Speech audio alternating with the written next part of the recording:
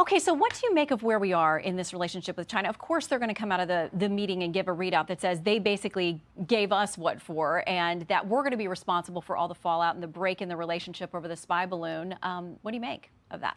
Well, I think, the spy balloon incident, certainly, I think it's a reminder to most and a wake-up call to some in terms of how serious China is as an adversary in seeking regional and global domination. I mean, the reality is that China entered 40 countries' airspace on 5 continents as a matter of routine.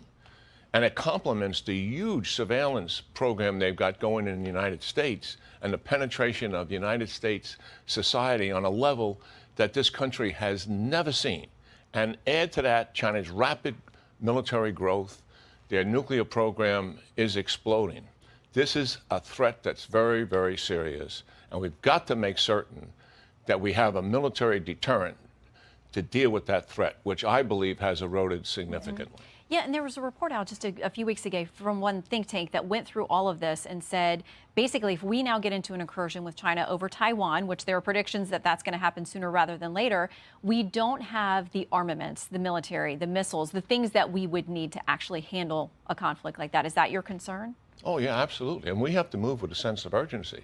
I mean, when you just look at the numbers, China has more ships, more airplanes, more offensive, more defensive missiles than the United States has. And we are 2 weeks away by sailing to get to the region. So this is in their backyard, right off 100 miles off their coast. So yes, we need to return to the kind of effective deterrence we had with the Soviet Union and move with a sense of urgency to do that. And that is why I think the spy balloon, in a sense, can be a catalyst to galvanize what is really going on here. I think a lot of Americans were looking at a spy balloon and was looking at us and saying, what is going on here? And the answer is, this is a serious threat, and we've got to move in the right direction to protect ourselves.